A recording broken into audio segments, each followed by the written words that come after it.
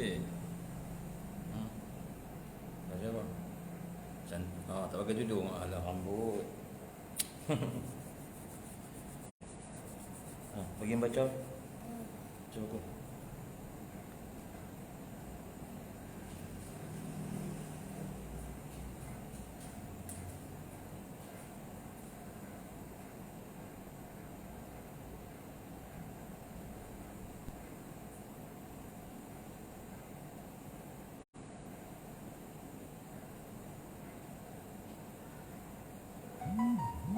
What is the Jana Wibawa program?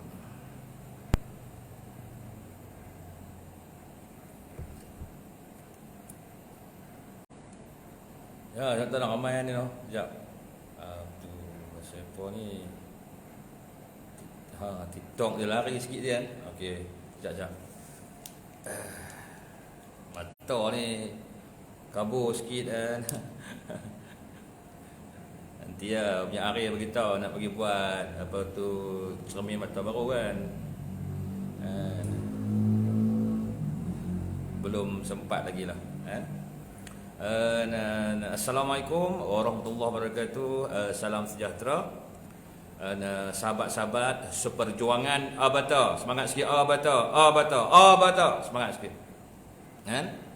Buat perjuangan Abata tu bersama dengan UMNO. Kan? Gelombang Abata tu bersama dengan UMNO.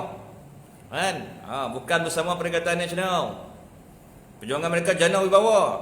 Perjuangan kita perjuangan Abata. Kan? Alif bata, agama, bangsa dan tanah air. Ustaz, kat TikTok ada problem sikit kan.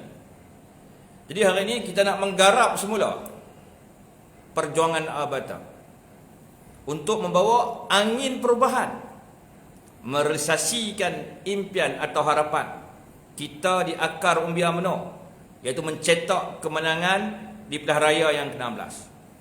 Itulah cabaran kepada kita semua lah. Termasuk kepada diri saya sendirilah. Dan antara janji saya ni adalah untuk mencetak kemenangan kepada UMNO Lumut di pilihan raya yang ke-16. Itu janji saya kepada akar umbi UMNO Lumut, kepada para perwakilan UMNO Lumut. Itu janji saya, tuan-tuan. Dan ada satu janji lagi. Sekiranya saya gagal, bermakna saya berjanji untuk tidak memegang lagi apa-apa jawatan dalam parti. Mana saya mencabar diri saya tu, meletakkan masa depan politik saya dengan satu janji kemenangan. Sebab hari ini di akar umbi ni dia nakkan kemenangan. Betul tuan-tuan? Dia nakkan kemenangan. Jadi kita tahu, kita boleh merasai apa yang ada dalam hati akar umbi UMNO, termasuk di kawasan saya. Kita empati. Empati maksudnya merasai simpati. Kita tak buat apa-apa. Kalau empati, kita merasai. Bila merasai, disitulah saya mencabar diri saya sendiri. Sekiranya ayah, bonda, kekanda, adinda, akar umbi, perwakilan UMNO Lumut memberi peluang untuk saya menang jawatan naib ketua bahagian UMNO Lumut, saya menjanjikan sebuah kemenangan. Dan janji itu bukanlah janji kosong, saudara. Tapi saya mempertaruhkan diri saya sendiri. Yang mana sekiranya saya gagal untuk membawa kemenangan kepada UMNO Lumut di pilihan raya yang ke-16, saya sendiri yang akan mengundurkan diri daripada memegang apa-apa jawatan dalam parti. Tapi tetap meneruskan perjuangan. Perjuangan takkan berhenti, tuan dan puan. Sebab banyak-banyak jalan yang ada, tuan-tuan. Jalan perjuangan yang kita pilih. Maka jalan perjuangan tidak ada penghujungnya. Jadi kita semua dah pilih jalan perjuangan. Betul? Cuma kita masing-masing mempunyai visi, misi, objektif kita. Ada kala untuk kita mencapai objektif, contohnya kemenangan, kita kena mencabar diri kita dan mempertaruhkan diri kita supaya kita tak alpa dan leka, terlupa kepada janji-janji tersebut. Dan saya yakin kita mampu. Contohnya di kawasan saya ni, kan? Kita kalah 3 kali. Dan kita buat analisis.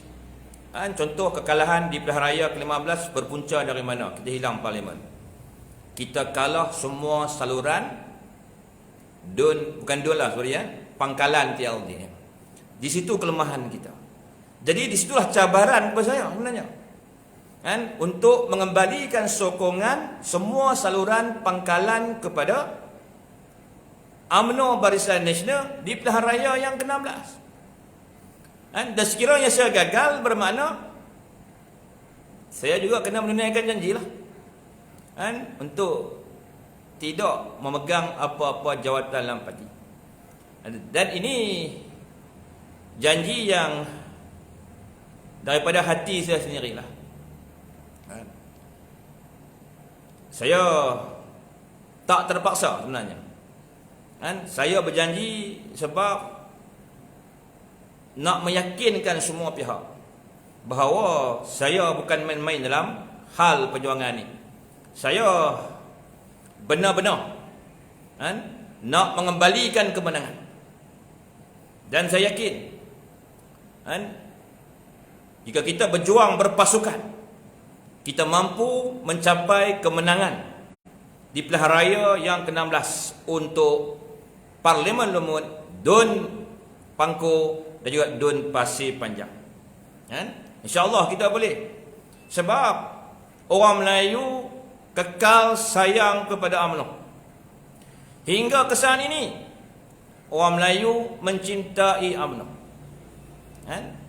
Dan saya yakin orang Melayu yang sebahagian menyokong Perikatan Nasional akan kembali memberi sokongan kepada UMNO di Pilihan Raya yang ke-16. Mana kita ada masa lebih kurang 5 tahun untuk mencapai objektif kemenangan di Pilihan Raya yang ke-16. Kita kena mencabar diri kita untuk mengambil semula. Ketua bahagian saya tak suka sebut merampas. Dia suka sebut mengambil semula Parlimen dan Dewan Undangan Negeri yang jatuh kepada Perikatan Nasional di Pilihan Raya yang ke-15. Itu cabaran untuk kita lah. Dan saya yakin akar umbi UMNO seluruh Malaysia akan buat pilihan yang terbaik, yang paling tepat untuk memilih pemimpin-pemimpin yang akan membarisi kepimpinan di peringkat bahagian dan juga di peringkat pusat. Dan hari ini perjuangan kita hari ini bukan soal populariti peribadi, bukan soal nak mengejar kegemilangan peribadi, tapi soal yang sebenar adalah untuk menggarap satu pasukan, satu hati, satu jiwa. Buat kata satu pepatah, minum air kosong, sama-sama kita minum air kosong.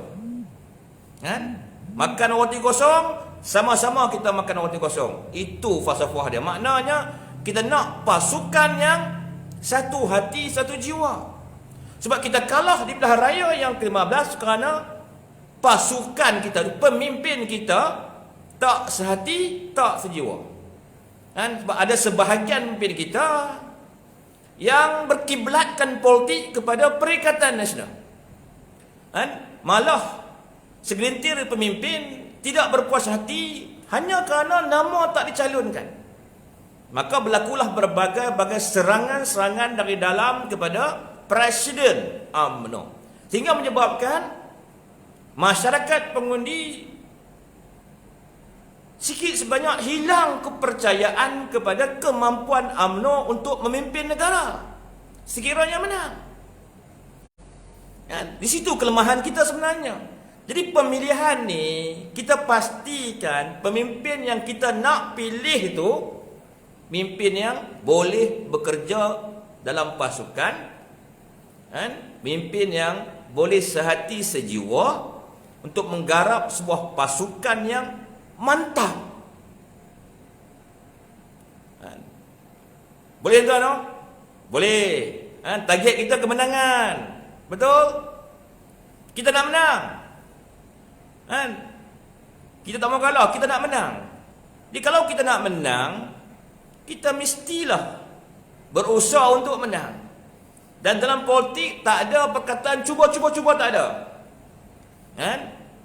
Aku cuba, tak boleh sebenarnya.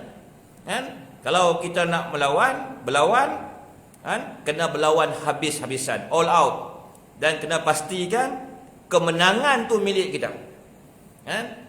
Kalau dulu datuk nenek kita mampu mencetak kemenangan kepada UMNO, mampu menjadikan UMNO parti terbesar yang mewakili umat Melayu, kan? Kenapa kita orang tak boleh? Kan? Sedangkan benih yang dulu dengan yang ada hari ini benih yang sama, kan? Mata hitam lagi, kulit duk hitam manis lagi, betul. Rambut macam ni, tinggi pun duk sama lagi, betul. Memakna benih yang dulu dengan benih yang hari ini benih yang sama. Benih bangsa pejuang, bangsa perang, bangsa yang tak kenal erti putus asa. Bermakna bangsa kita ni bangsa yang tidak menyerah kalah. Betul tak? Tentulah hari ini, kan, kalau diislahkan semula kepimpinan UMNO, jika akar umbi melahirkan kepimpinan yang sehati sejiwa, tentulah cita-cita kita bersama di bawah ni, harapan bersama kita di bawah ni, untuk kembali menang di kerusi-kerusi yang dimenangi Perikatan Nasional akan berjaya. Tidak ada mustahil. Tidak ada yang mustahil. Betul tak? Dalam keadaan yang paling teruk pun kita mampu menang 30 kursi. Tanpa wang, kepimpinan yang berpecah belah, pergaduhan dalaman, pengkhianatan pemimpin seperti Saidan Kasim. Kan? Tapi kita masih mampu lagi menang 30 kursi tanpa wang. Lawan kita dananya mungkin berbilion, ratusan juta, tapi mereka hanya mampu menang 74 kursi. Kan? Lebih rendah daripada kekalahan kita di pilihan raya ke-14. Di pilihan raya ke-14 kita menang 79 kursi. Kan? UMNO saja menang 54 kursi. PAS baru menang 49 kursi. Kita dulu menang 54 kursi, 79 kursi ketika kita kalah dulu. Kan? Makna kalau nak dibandingkan rekod antara Perikatan Nasional dengan Barisan Nasional di pilihan raya ke-14, kita lebih ke depan. Cuma masalahnya biasalah disebabkan Perdana Menteri kita pada waktu tu, iaitu Datuk Seri Ismail Sabri, dia melambat-lambatkan bubar Parlimen. Dia menyediakan masa yang cukup lumayan. Masa yang cukup lumayan, bahasa pelik kan, kepada Perikatan Nasional untuk buat persediaan. Tidak menjana dana yang cukup kepada gerakan politik parti. Itu antara punca-punca yang menyebabkan kita tumbang. Betul? Tapi tuan-tuan nilailah sendiri. Walaupun kita menang 30 kursi, Allah Ta'ala angkat darjat kita jadi kerajaan. Siapa sangka? Sedangkan selepas saja kekalahan kita di pilihan raya ke-15, pihak Perikatan Nasional bersorak-asakan, menyindir kita, menghina kita dengan berbagai-bagai perkataan. Saya sendiri di Lumut disindir cukup hebat, diketawakan cukup hebat. Tapi mereka mungkin sangkakan panas sampai ke petang. Rupa-rupanya hujan di tengah hari.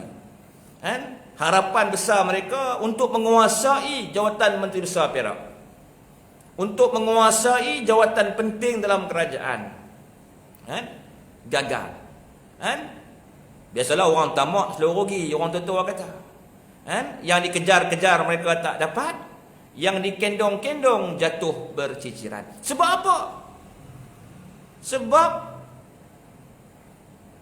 mereka tidak ada kejujuran.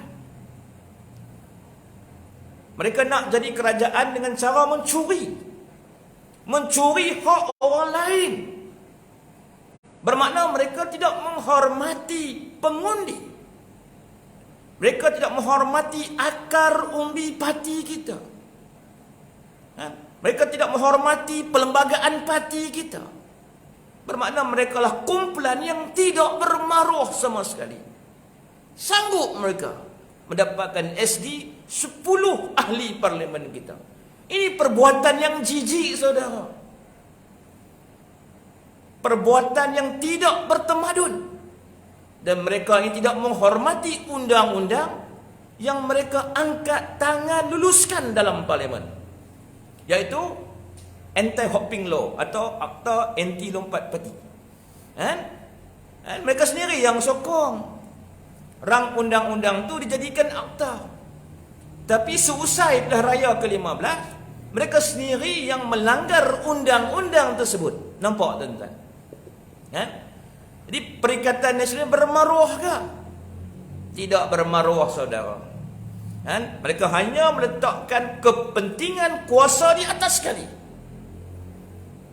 Dan mereka ni egonya setinggi gunung Everest, saudara. Disuruh jadi kerajaan pun mereka tidak mahu.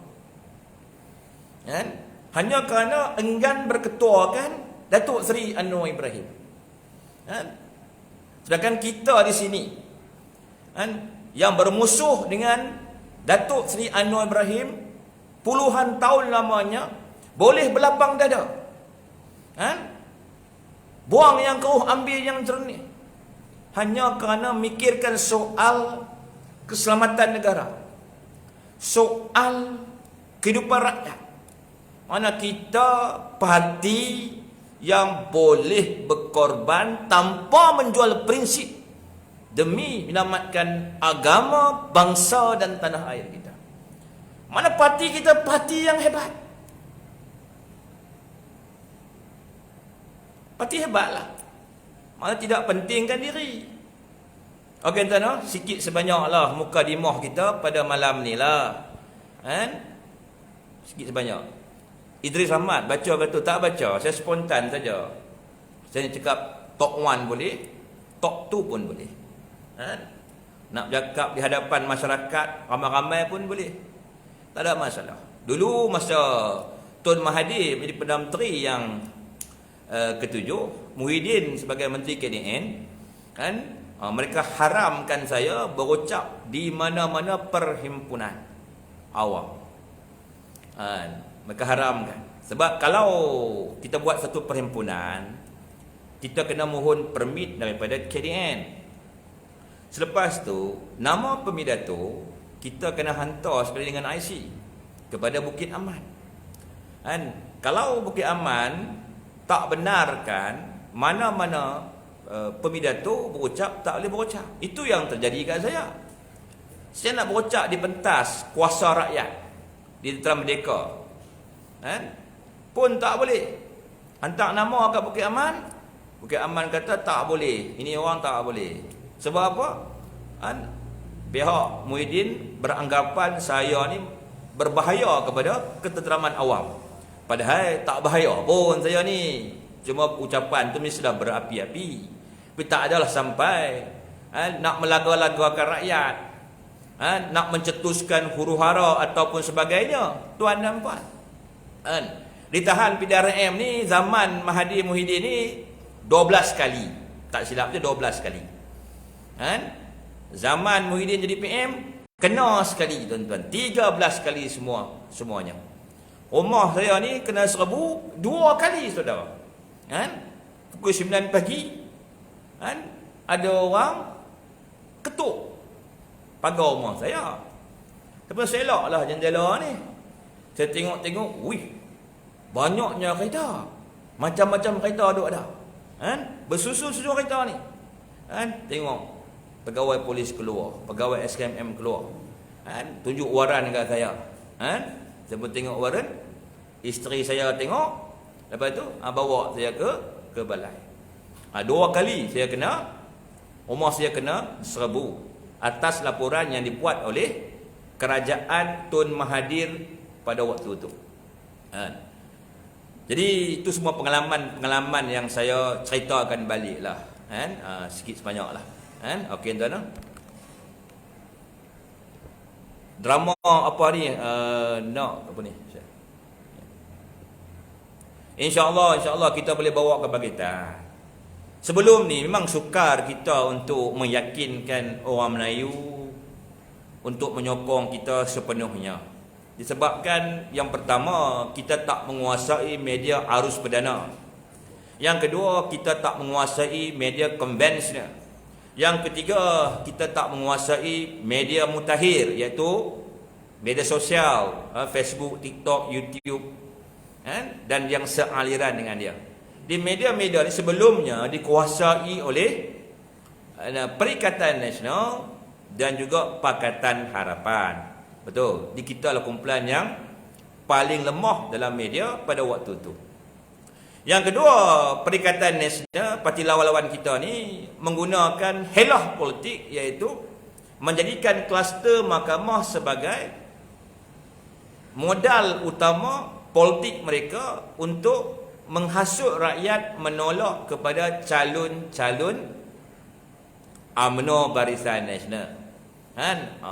Tolak UMNO, tolak BN sebab kluster mahkamah, dia kata pada waktu itu. Dan pemimpin utama parti lawan kita, contohnya Tan Sri Mahathir Yassin, Haji Adi, Sanusi, MB Kedah, menggunakan isu kluster mahkamah untuk menghilangkan keyakinan orang-orang Melayu kepada UMNO. Malah ada juga hujah-hujah mereka yang menggunakan agama, iaitu menjanjikan terlepas dari sesaan kubur, dan terus boleh masuk syurga. Jadi macam-macam janji dia orang lah.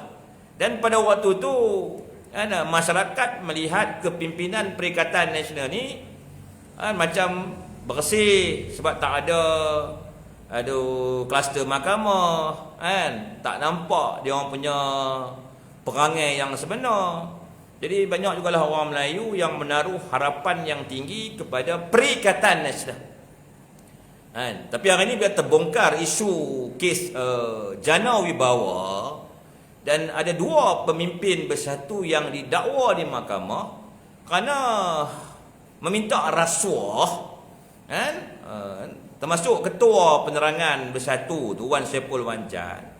Perkara itu sebenarnya membuka mata hati orang Melayu bahawa Perikatan Nasional ni tak seindah seperti yang dikabarkan. Bermakna masyarakat akan melihat mereka ni rupa-rupanya manusia biasa juga yang berpisah tiada dengan dosa. Dan yang mengejutkan tu, orang yang terpaling jujur dalam Perikatan Nasional lah, Wan Saiful Wanjan. Orang yang paling hebat bercakap bagi Perikatan Nasional. Orang yang paling hebat menghasut rakyat menolak kepada UMNO Barisan Nasional. Orang yang pandai menggunakan hujah-hujah agama, yang pandai menyusun kata-kata dengan menggunakan sastra-sastra yang tinggi ni, rupa-rupanya dia yang dulu didakwa di mahkamah kerana 6.9 million rasuah untuk mempercepatkan surat tawaran kepada sebuah syarikat berkenaan dengan projek jalan yang menilai RM232 juta. Dan setakat ini mengikut laporan ada lebih 50 projek lebih lah yang telah di award, yang nilainya lebih kurang 6.3 bilion ringgit Malaysia. Baru 6.3 bilion Jana Wibawa. Direct nego 92.5 bilion. Kalau tuan-tuan tengok ni baru nilai job 6.3 bilion. 6.3 bilion. Bermakna ada puluhan bilion lagi yang sedang disiasat oleh SPRM. Boleh tak kita buat macam tu? Sedangkan Jana Wibawa tujuan diwujudkan untuk membantu syarikat Bumiputera dalam bidang pembinaan, construction. Selepas COVID-19 tu, ketika kita landa COVID-19, nak bantu syarikat-syarikat Bumiputera yang layak kan, untuk mendapatkan tender-tender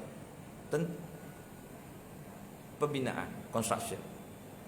Tapi apa-apanya kan, ada pemimpin yang menjadi orang tengah kan, untuk menentukan kan, siapa atau mana syarikat yang boleh mendapatkan tender tersebut. Malah ada seorang lagi kan, apa nama, Mr. Teo from Pagoh pun didakwa di mahkamah kerana menjadi orang tengah dan mendapatkan rasuah yang jumlahnya belasan juta. Kan, hebat permainan dia orang ni. Sedangkan di hadapan masyarakat, ketika mereka menyampaikan pidato mereka, mereka mampu menggambarkan bahawa kepimpinan Perikatan Nasional itu kepimpinan yang benar-benar bersih. Kononnya mereka ni nak menyelamatkan negara ni dan menjadi agenda besar mereka menentang rasuah.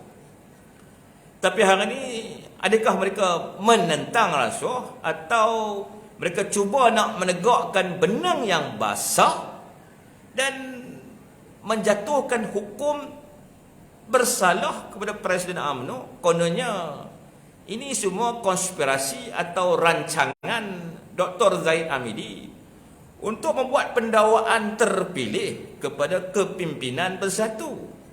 Ya, nampak? Bermakna itu juga bukti yang pemimpin Perikatan Nasional merupakan pemimpin yang paling jujur kat dunia, tuan-tuan.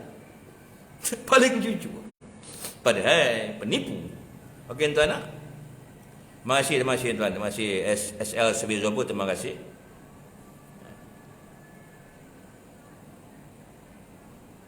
Hutang negara, Ion Skyrock, hutang negara bertrilion sekarang ni.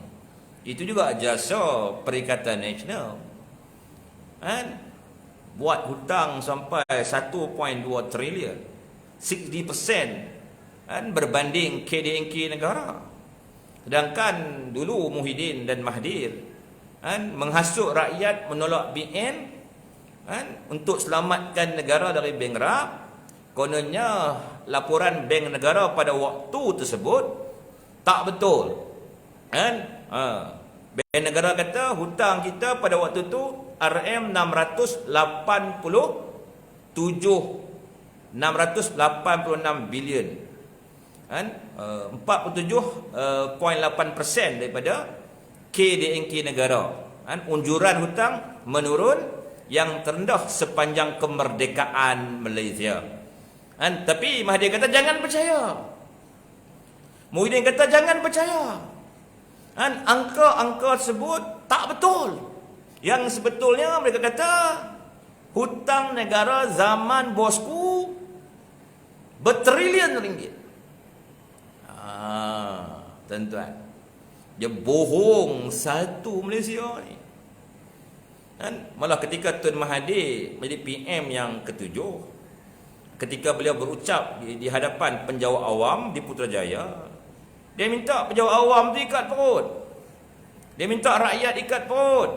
Jangan mengharapkan wang percuma daripada kerajaan, kerana kerajaan sedang menghadapi masalah untuk membayar hutang. Tun Mahathir bohong kaki tangan awam. Dia kata hutang negara bertrilion untuk mencantikkan lagi pembohongan mereka ni. Tun Mahathir wujudkan sebuah tabung, disebut tabung harapan.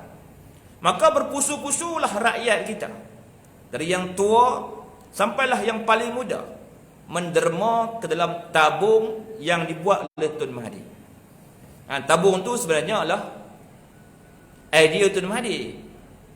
Sebab Tun Mahathir ni pernah buat tabung 2 kali. Ketika krisis mata wang pada tahun 1998, Tun Mahathir juga mewujudkan sebuah tabung yang sama untuk membantu kerajaan pada waktu itu. Dan kali kedua Tun Mahathir menjadi Perdana Menteri, dia membuat perkara yang sama. Mana idea tu memang idea yang datang daripada Tun Mahathir. Tujuan dia wujudkan tabung itu sebenarnya untuk meyakinkan rakyat bahawa hutang negara bertrilion. Secara automatik rakyat bersimpati kepada Tun Mahathir, dan Tun Mahathir fikir dia tak perlu lagi nak bagi bantuan-bantuan kepada rakyat pada waktu tu. Dia fikir, aku bohong rakyat, aku tak hutang bertrilion, lepas ni aku buat tabung, lepas tu aku tak perlu lagi lah bagi bantuan-bantuan cash money kepada rakyat pada waktu tu. Tapi kita berjaya menjelaskan kepada rakyat pada waktu tu, ditambah dengan gelombang kebangkitan muafakat nasional pada waktu itu, sehingga menyebabkan Tun Mahathir terpaksa juga meneruskan agenda negara berkebajikan, meneruskan bantuan BRIM dengan menukar nama kepada bantuan basah. Ingat tak? Okey tuan, sikit sebanyak kita. Barang mahal, barang memang mahal hari ini. Barang mahal sebab apa? Sebab kerajaan perpaduan mewarisi sebuah sistem ekonomi yang gagal. Kerajaan perpaduan mewarisi rangkaian supply chain ataupun rangkaian pembekalan yang gagal. Kerajaan perpaduan mewarisi hutang yang bertrilion. Kerajaan perpaduan mewarisi semua perkara-perkara yang teruk-teruk saja. Tak ada satu pun warisan yang boleh dibanggakan oleh kita. Apa warisan yang boleh kita banggakan di bawah Muhyiddin? Tak ada. Duk dengar jana wibawa 92.5 bilion. 6.3 bilion. 6.9 juta 500 ribu. Duk dengar semua yang negatif-negatif je. Yang baik-baik satu pun kita tak dengar. Betul? Pembangunan infra rakyat satu pun kita tak nampak. Tak nampak. Yang kita nampak tentang jana wibawa saja. Okey tuan.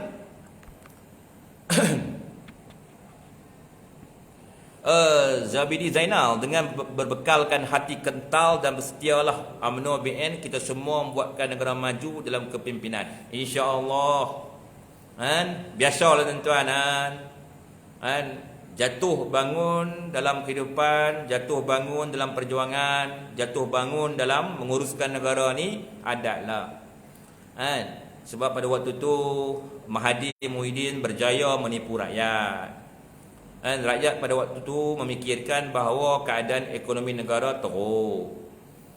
Rakyat percaya angka-angka yang dikeluarkan oleh kerajaan pada waktu itu, angka yang dimanipulasi oleh Datuk Seri Najib Tun Razak. Malah rakyat takut pada waktu itu Malaysia akan menjadi tanah jajahan negara China. Sebab dia takut-takut kat rakyat. Konon Najib dah jual tanah kita kat China. Kuantan dah dijual kepada China. Sebab banyak kelang-kelang dari China wujud di Kuantan. Padahal itulah pelaburan. Orang sebut FDI, Foreign Direct Investment. Taman tu diwujudkan memang untuk menarik pelabur daripada China. Mahathir tahu fakta sebenar, Muhyiddin pun tahu fakta sebenar, tapi mereka sanggup menipu rakyat dengan mengatakan bahawa tanah-tanah tu milik kerajaan China. Taman industri itu taman industri penjajahan, bukan pelaburan. Hakikatnya pelaburan. Bermakna banyak pelaburan yang masuk pada waktu itu, terutama daripada multinational enterprises from China. tapi pelaburan yang baik kepada ekonomi negara, ya, yang baik untuk rakyat, mewujudkan peluang-peluang pekerjaan yang baik untuk rakyat.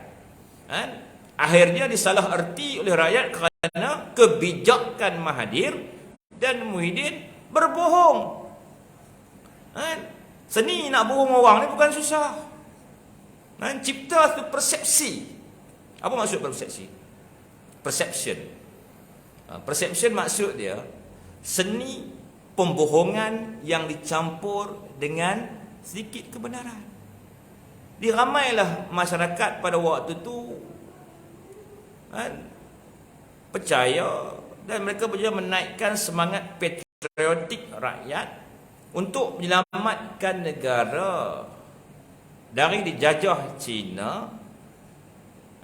Patriotik rakyat menyelamatkan negara dari bankrupt. Dan pada masa yang sama, Mahathir Muhyiddin menjanjikan perkara-perkara yang sangat populis. Itu janji-janji yang tak seimbang dengan kemampuan kewangan negara. Contohnya lebuh raya percuma, KWSP percuma, semuanya percuma kan. Termasuk menipu rakyat, kononnya GST itu menyebabkan harga barang mahal dan punca peningkatan kos sara hidup rakyat pada waktu itu. Ramai rakyat percaya kalau hapuskan GST, harga ayam akan turun, harga telur akan turun, harga sayur akan turun, harga barang-barang keperluan asas lain akan turun. Sebenarnya mereka menghapuskan GST untuk kepentingan bisnes kroni mereka saja. Sebab kalau ada GST, tak ada mana-mana syarikat yang boleh manipulasi pembayaran cukai. Kalau kata mereka jual 12 biji kapal, mereka kena declare GST 12 biji kapal. Tuan-tuan, kalau tak ada GST, kalau mana-mana syarikat tu dia jual 12 biji kapal, dia declare kata dia jual 3 kapal pun, kita tak boleh buat apa. Bermakna wujud ketirisan pendapatan negara yang teruk. Sebab tu selepas dihapuskan GST, kantung pendapatan negara lopong begitu teruk. Kita hilang puluhan bilion setahun. Jadi nak topak kelompongan tu, maka mereka menjarah kekayaan Petronas. Time tu Petronas ada ratusan bilion, 176 bilion ringgit Malaysia, cash money. Mereka ambil duit Petronas untuk topak kelompongan GST, sehingga Petronas kredit turun daripada A plus kepada A minus. Tuan-tuan, defisit, tuan-tuan. Sampai tahap macam tu dia orang buat pada waktu itu. Malah aset-aset negara yang menguntungkan negara, contohnya rangkaian hospital swasta yang kedua yang terbesar di dunia, di bawah syarikat Ahis Berhad, di bawah Khazanah Nasional, syarikat pelaburan terbesar milik negara. Mereka jual kepada sebuah syarikat dari Jepun, Mitsui, hanya kerana Mahathir nak mendapatkan pingat daripada Maharaja Jepun. Kau sadar, lepas Mahathir jual saja Ahis Beratnya share kepada Mitsui Japan, tak lama selepas itu Mahathir mendapat anugerah pingat daripada Maharaja Jepun. Dan dalam masa yang sama juga, cara Mahathir membodek Jepun untuk mendapatkan pingat tu, dia pinjam duit Jepun, bond samurai, yang mana pinjaman itu mengikut mata wang yen, bukan mengikut mata wang ringgit. Macam zaman Najib, kita ada juga pinjam duit daripada China untuk projek ICRL, 85% pinjaman daripada China. Tapi pinjaman itu kita ikat dengan nilai mata wang ringgit.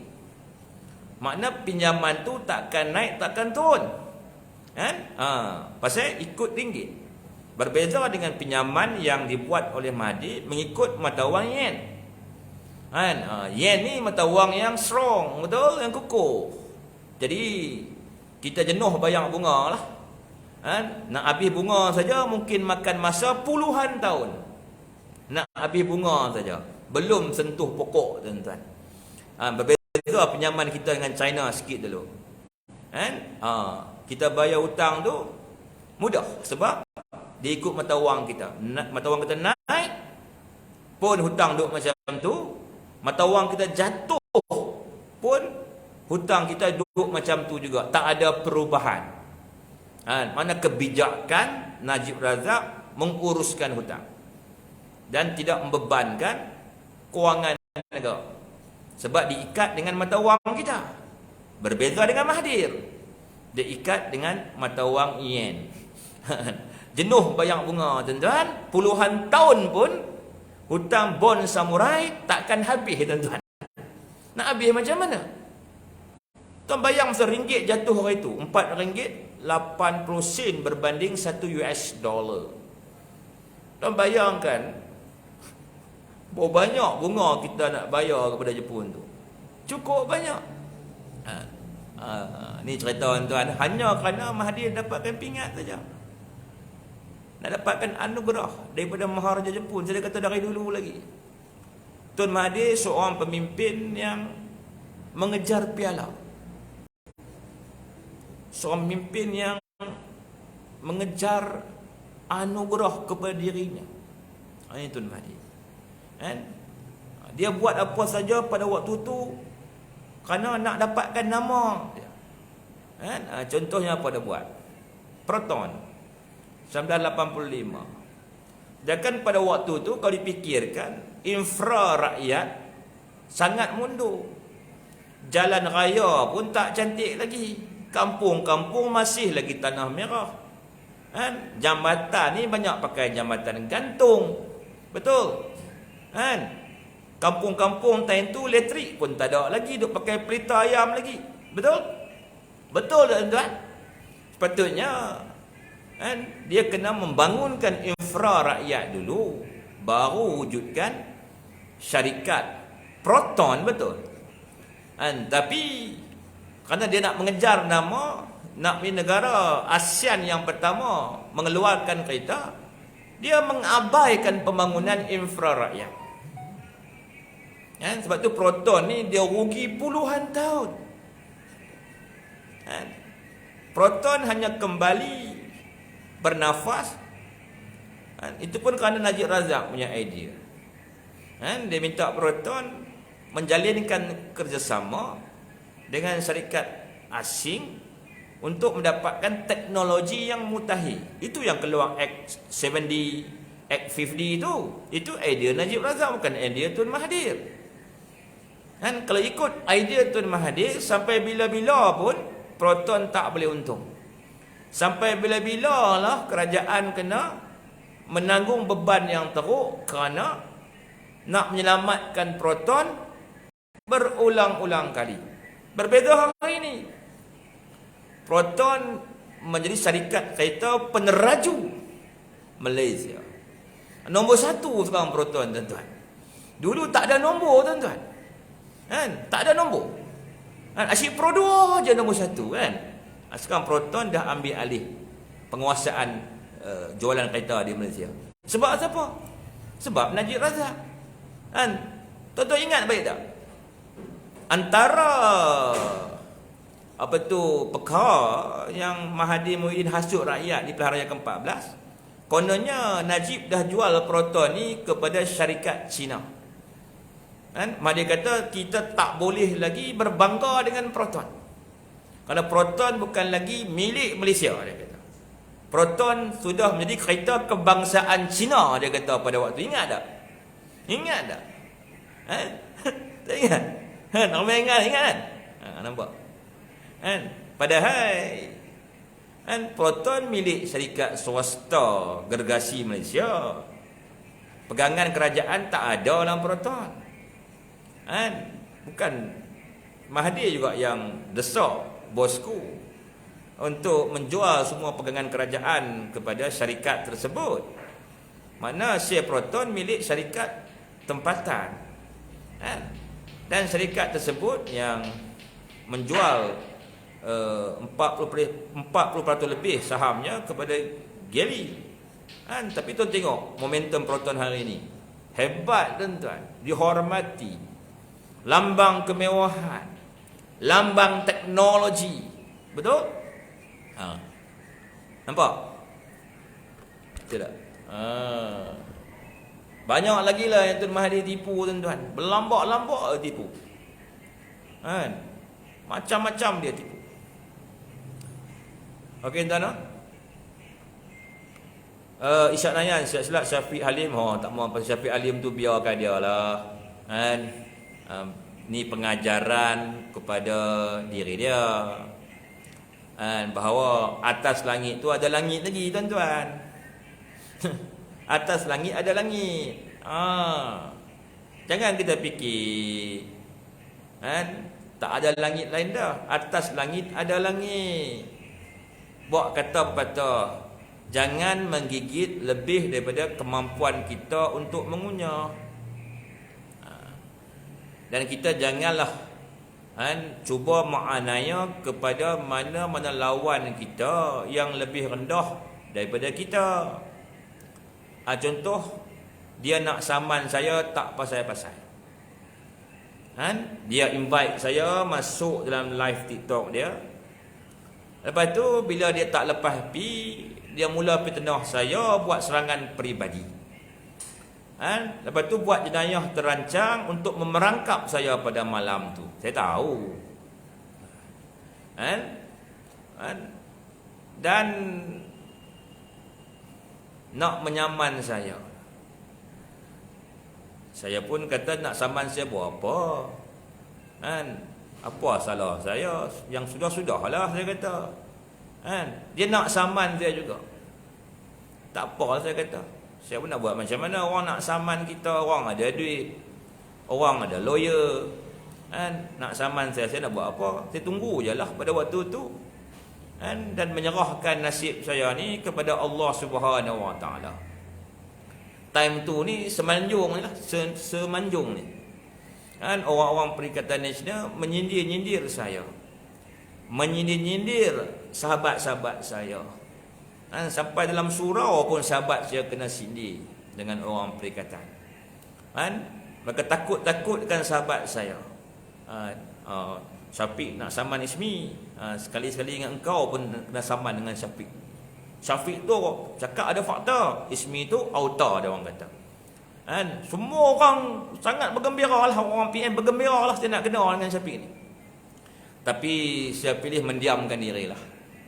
Tak mau nak mempertahankan diri saya di hadapan penyokong-penyokong Perikatan Nasional di Seri Manjung Lemut ni. Jadi 2-3 minggu selepas itu, saya sendiri pun terkejut dengan penahanan Wan Saipul dan pendakwaan kepada Wan Saipul, bos kepada Syafiq. Dan selepas itu saya lebih terkejut lagi bila si Syafiq memfitnah SPRM hendak membayar 10 juta kepada Wan Saipul untuk jadikan Wan Saipul sebagai saksi menentang Tan Sri Muhyiddin Yassin. Dan dikabarkan dia ditahan, dan dibebaskan dan bakal disaman oleh SPRM. Saya pun nak kata apa, bukan kita yang suruh SPRM saman dia. Dalam isu dia dengan SPRM tak ada kena-mengena langsung dengan kita mana. Dia sendiri yang terlajak cerdik, orang panggil. Terlajak cerdik.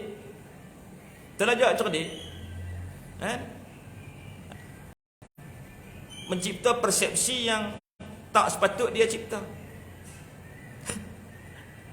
Saya pun nak kata macam mana. Saya kata, dia mengaku dia cerdik. Dia punya CGPA 3.87 lah.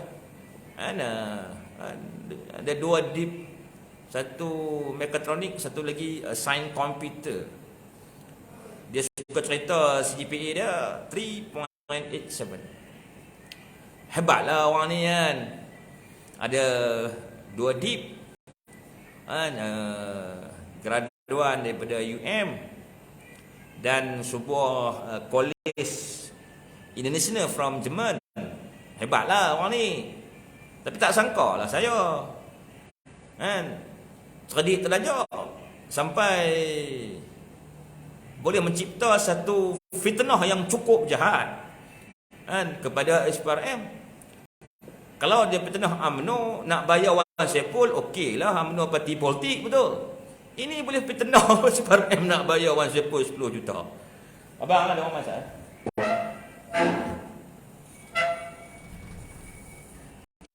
Duduk sana, biarlah. Saya bang? Kusut ada. Ishak Nayan, Allah Maha Kaya. Yalah, saya pun saya tak ketawakan apa yang berlaku pada Mak Syafiq. Tapi saya amat bersyukur sebenarnya, kan, pertolongan Allah tu tiba tepat pada waktunya, kan. Kalau Allah Ta'ala tak tolong saya, mungkin saya hari ni dah kena saman, kena keluar masuk mahkamah, kan. Macam-macam lah dia akan kena lah dengan dia orang, kan. Dia orang kan ada duit, bos dia pun ahli parlimen, ketua penerangan bersatu lagi, cakap dalam parlimen pandai, dia pun pandai bercakap. Patut orang dia pun ramai, kan, pada waktu tu, kan. Tapi itulah, kan, atas langit tu ada langit lagi, tuan-tuan. Okey, tuan. Ishak Nayan, sebab tu kerja polis kena buang. Tu Allahu'alam lah, saya tak tahu jugalah Ishak Nayan, kan. Tak mau sentuh lah hal tu, kan. Dan kamu dia diam je, tak buat live lagi kat TikTok, kat Facebook, kan. Sebab dia tak pernah lagi sebenarnya ditahan oleh PDRM ataupun SPRM atau mana-mana agensi kerajaan. Dia tak pernah. Dia cakap je dia pernah tahan, tak pernah. Masa kami duk lawan kerajaan Mahathir dulu, dia pada waktu tu tak keluar lagi, kan. Dan dia tak pernah kena sekali pun pada waktu tu. Makna inilah pengalaman pertama dia ditahan oleh pihak berkuasa. Itu pun bukan sebab apa, sebab mulut dia lah bagi cakap benda mengaut, benda yang tak logik, kan. Mewujudkan satu persepsi yang negatif kepada SPRM. Makna mewujudkan ketidakteraman awam tau, kan. Apa dia sampai tu boleh menyebabkan masyarakat hilang kepercayaan kepada SPRM. Sebab tu SPRM kena bertindak tegas kepada beliau. Okey, tuan-tuan.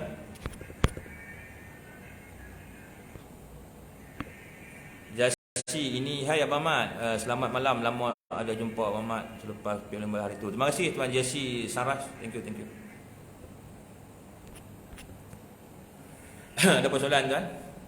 Okay. Yang kedua, soal kamu sentuhlah isu tu, saya ingat sentuh isu soal Nazlan tu. Tapi saya fikir tak payahlah, kan, sebab ketua penerangan kita Saudara Hisham Jalil dah sentuh, kita punya fighter Datuk Lama Adam dah sentuh, kita punya tokoh lama Tok Sri Amir Hijaz dah sentuh. Dia tak perlu sentuh lah, kan. Sebab isu-isu melibatkan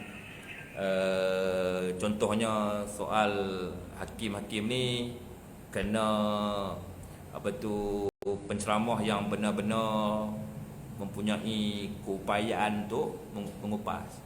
Macam saya ni, saya rasa saya tak mampulah nak sampai ke peringkat tu pada waktu ni. Dan kalau saya nak juga cerita, takut nanti benda tu akan memberi kesan negatif kepada diri saya dan keluarga saya lah. Jadi saya kena berhati-hatilah, ha. Ion sekarang, apa yang Abah tak terima Tom M bersama dengan PN? Apa tujuan Abah sebenarnya? Aku nak tahu cerita.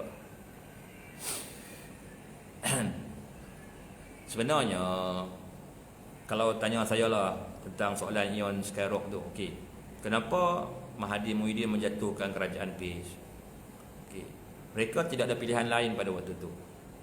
Sebab mereka sebenarnya nak menghalang Datuk Seri Anwar Ibrahim menjadi Perdana Menteri yang ke-8.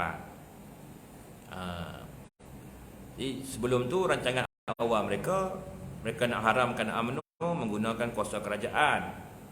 Tapi usul tu ditentang oleh Datuk Seri Anwar Ibrahim. Di Mahathir tak boleh nak haramkan UMNO. Plan kedua Mahathir cuba untuk menjadikan Dr. Zahid sebagai alat supaya UMNO dapat dibubarkan dari dalam. UMNO, Dr. Zahid juga tidak mengikut dan tunduk kepada permintaan Tuan Mahathir. Jadi plan A gagal, plan B pun gagal. Jadi mereka buat plan yang ketiga lah, plan kata ni. Plan kata ni. Jadi mereka jatuh kerajaan PH hanya kerana enggan menunaikan janji kepada Datuk Seri Anwar Ibrahim. Memang Mahathir nak bagi kepada Muhyiddin Yassin sebagai PM sebenarnya. Pandai plan dia. Tapi itulah, kalau naik jadi PM tanpa keikhlasan, tanpa keberkatan, tipu sana tipu sini, takkan boleh bertahan lama. 17 bulan je. Dan 17 bulan tu meninggalkan warisan yang cukup hebat kepada negara kita. Wan Saipul didakwa pun kerana warisan 17 bulan lah. Seorang lagi impian bersatu didakwa pun kerana warisan 17 bulan lah. Dan ramai lagi dikatakan akan didakwa kerana warisan 17 bulan je. Tuan bayangkan, kalau Muhyiddin jadi Perdana Menteri 17 tahun. Tuan bayangkan apa akan jadi dengan negara kita. Apa akan jadi dengan orang seperti Wan Saipul tu? Tuan bayangkan, 17 bulan pun mereka boleh mengubah hidup mereka. Dari susah jadi senang. 17 bulan saja. Kalau mereka mampu mengubah hidup rakyat, okeylah. Ini kehidupan rakyat semakin susah di bawah pemerintahan mereka. Dalam kesusahan dan kesempitan yang dihadapi oleh rakyat pada waktu itu, boleh pula mereka mengauk kekayaan melalui projek Jana Wibawa, yang kononnya dasar tu untuk membantu syarikat-syarikat Bumi Putra dalam bidang pembinaan. Hebat dia apa? Hebat. Dan kalau ikut kenyataan yang dikeluarkan dalam berbagai-bagai portal, dipercayai ada 10 kontraktor atau 10 company yang dikatakan mendapat tender di bawah program Jana Wibawa telah menyumbang 300 juta ringgit dana politik kepada Perikatan Nasional. Saya baca dalam Malaysia Kini tadi dia kata 10 company, 10 kontraktor dipercayai telah menyumbangkan dana sebanyak 300 juta kepada Perikatan Nasional. Dan kontraktor tu yang dapat projek di bawah program-program yang dibuat oleh kerajaan Tan Sri Muhyiddin Yassin. Yang tuan dan satu lagi tuan-tuan, benda yang tengah riuh sekarang ni baru melibatkan jumlah wang RM6.3 bilion. Baru 6.3 bilion. Jumlah trade nego semua sekali 92.5 bilion. Yang sedang riuh hari ini baru melibatkan 6.3 bilion. Lebih kurang 54 atau 55 projek saja di bawah Jana Wibawa. Ada banyak lagi tuan-tuan. Ada puluhan bilion lagi yang sedang disiasat oleh SPRM. Itu kalau tengok hari ini Perikatan Nasional, pemimpin dia sangat terdesak. Dia tak tahu nak buat apa tau. Tak gelabah macam mana. Kalau yang 6.3 bilion Jana Wibawa ni melibatkan 54 atau 55 projek ni pun dah riuh. Tuan bayangkan projek direct nego lain yang akan dibuka nanti. Contoh projek tebatan banjir dan projek-projek yang lain. Memang akan sangkut habis tuan-tuan. Sangkut habis. Jangan main-main tuan.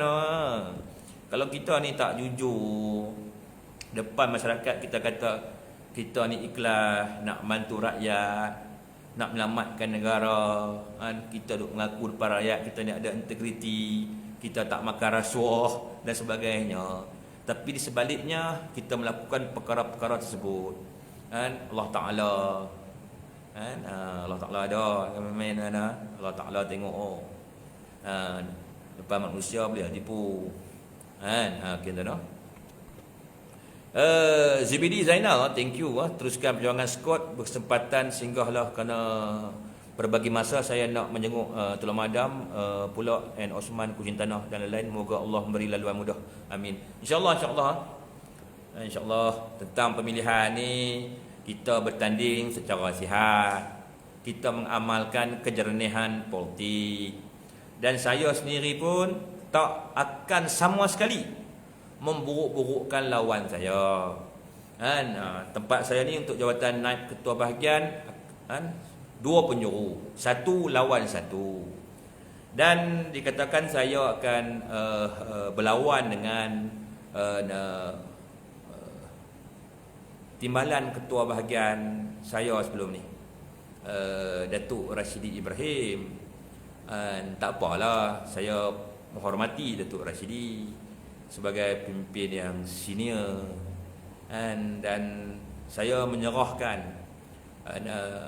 keputusan ini kepada akar umbi parti di kawasan saya, kepada perwakilan parti di kawasan saya, dan saya akan berusaha berkempen dengan cara yang paling sihat, tanpa ada sebarang amalan politik wang, amalan janji-janji angin syurga kepada mana-mana individu perwakilan di kawasan saya, dan apa yang saya berjanjikan, janji kepada parti, itu saya boleh janjikanlah, iaitu nak mencetak kemenangan di pilihan raya yang ke-16. Itu janji saya, dan sekiranya saya gagal untuk menjayakan janji saya menang pilihan raya ke-16 di Lumut, saya sendiri yang akan menarik diri dan berjanji tidak akan memegang apa-apa jawatan dalam parti, tapi tetap meneruskan perjuangan untuk parti.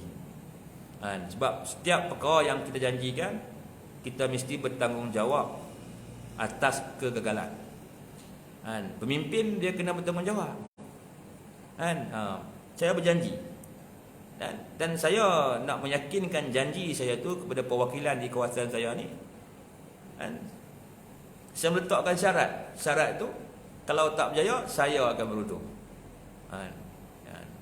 Bermakna kalau sekiranya perwakilan memberi peluang untuk saya memimpin sebagai naib ketua bahagian, saya takkan sama sekali leka lah. Saya akan bersungguh-sungguh lah, buat apa sajalah untuk mencapai kemenangan. Kalau tak menang, saya pun habis. Betul? Saya pun habislah.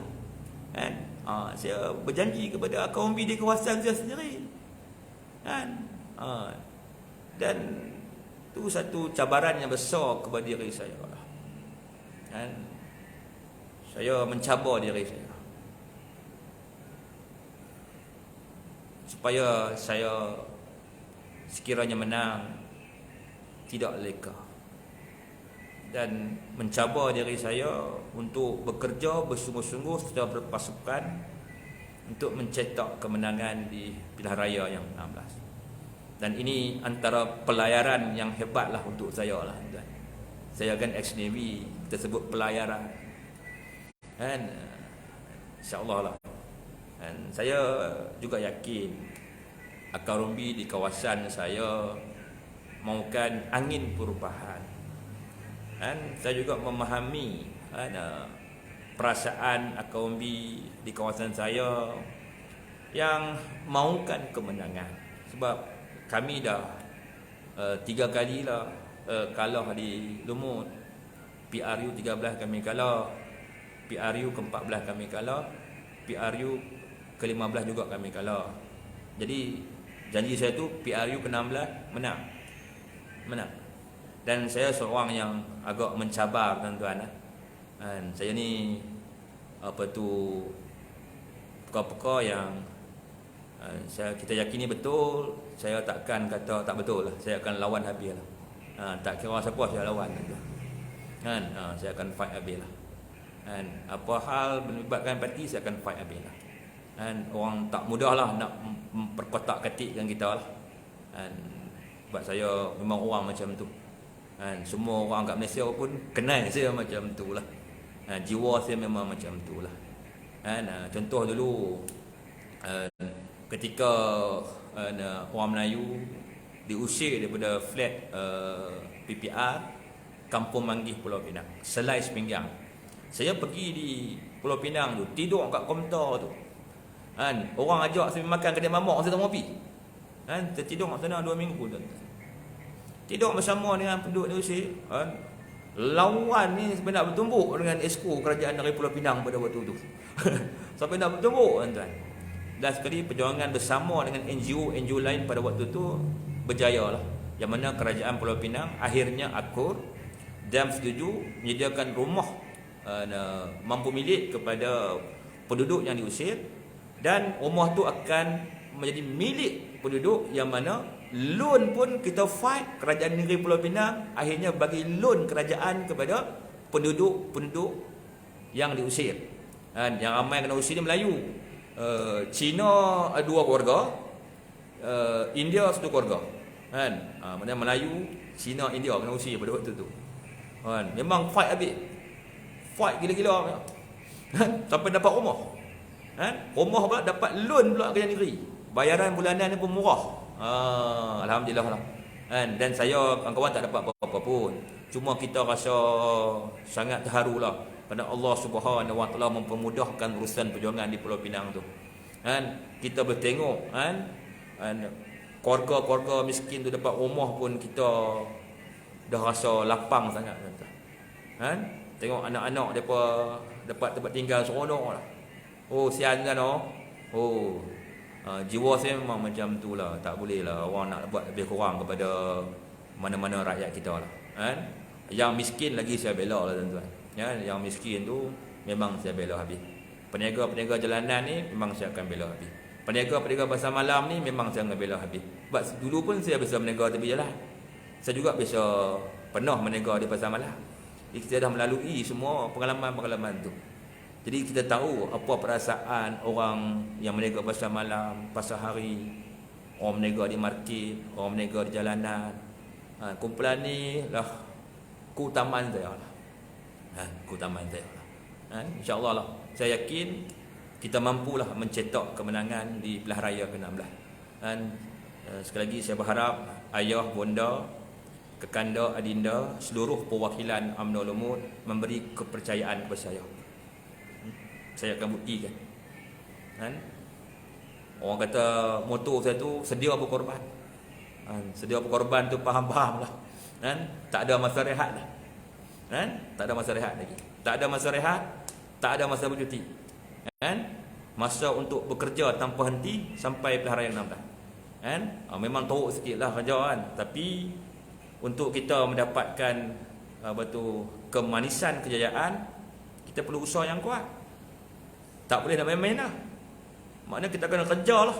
Saya tak ada masalah nak rehat ke, nak cuti ke, tak ada dah.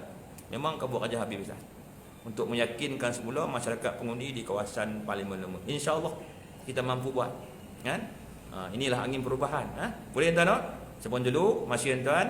Wallahu a'lam bishawab. Bila taufiq wa hidayah. Wassalamualaikum warahmatullahi wabarakatuh. Masih tuan.